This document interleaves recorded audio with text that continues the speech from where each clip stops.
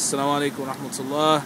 Wa alaikum salam wa rahmatullah wa barakatuh. I'm sitting here with Amir Ismail from Arabi Tune, North Carolina, and we'll be discussing the topic of Zakat real briefly for our listening audience, inshallah. So my first question is, what is Zakat? Zakat is the third pillar of Islam. Rasulullah sallallahu alaihi wasallam is reported to have said Islam is built on five, and he said the Shahada, Ashhadu an la ilaha illallah, wa ashhadu anna Muhammad Rasulullah sallallahu alaihi wasallam.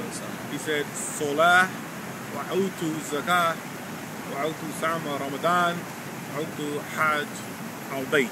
So we know that Islam is built on the Shahada, the testimony that there is no God but Allah, and that Muhammad is indeed the last prophet. We know that it's built on Salah, and we know that it's built on Zakat, fasting in Ramadan, and Hajj. So we know that pillars make up a house. They're like the foundation. You build the foundation, and then you have the pillars. But without any of the pillars, the house becomes weak. You can't have the roof, you can't have many things without first having the pillar. Now, Allah subhanahu wa ta'ala has made these things an obligation. Salah is an obligation.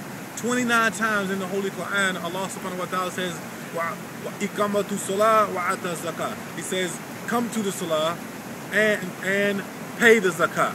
Give the zakat. Pay the zakat. So, zakat in its literal meaning means to purify. You know, in the Sharia meaning, it means to purify one's wealth, or to give over a portion of your wealth that Allah has made, you know, for you to give over. Allah and His Prophet. So zakat has known parameters. You see, and one of the issues that's at hand with zakat is that it is paid with ayn wealth, something that has intrinsic value and not dying. Dying is a debt or some sort of fulus type, you know, fiat type currency.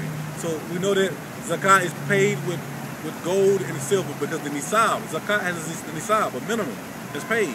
And the nisab is based on gold and silver. So we know this. So zakat is the thing that makes the wealth circulate in a jamaat. Now there's some things that you need to establish zakat. Zakat is not like some box on the wall like you see in this day and age in the masjid.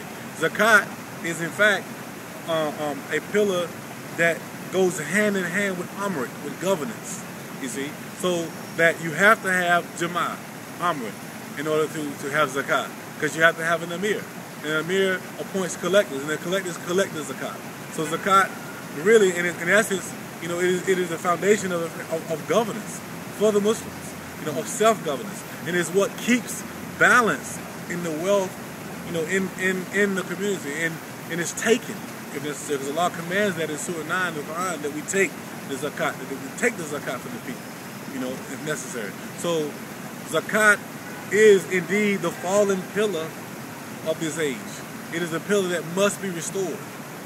It is the restoration of zakat that will lead to self-governance of the Muslims in America and throughout the world, and eventually to the restoration of Khilafah.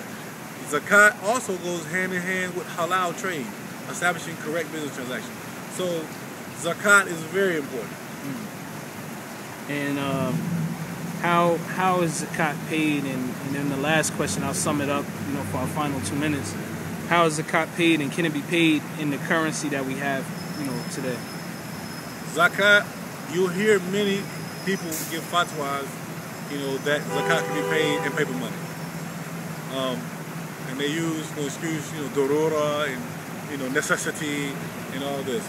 But now that the dinar and dirham have been made available, it's been made possible. Do you have a dinar, a dirham that you can show the listening audience? Now that the dirham and the dinar have been made possible, now they are available.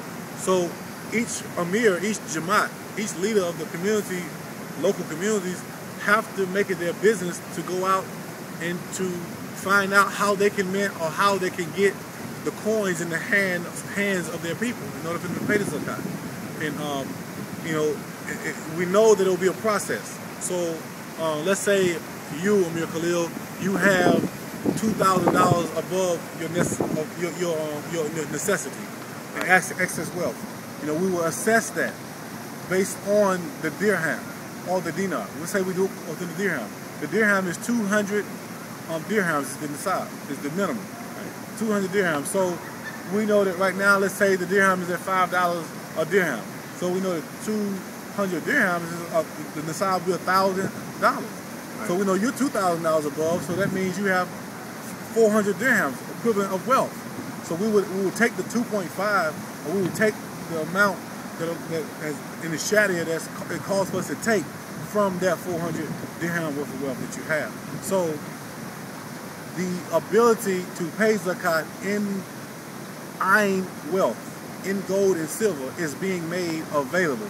So now it is becoming unacceptable, to pay zakat properly, in dying wealth, with paper money, with fiat money. Now, we must understand the importance of this, because salat and zakat are connected. Iqamatu salat wa utu zakat. We know that the wa, like in the shahada, ashhadu an la ilaha illallah wa ashhadu anna Muhammad Rasulullah. The wa connects the two. It is a connection in the Arabic. So that salah and zakat are connected. That means the acceptability is connected.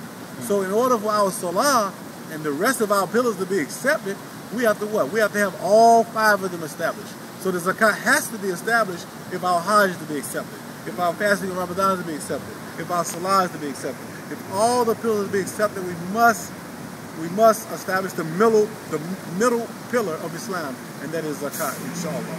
Alhamdulillah.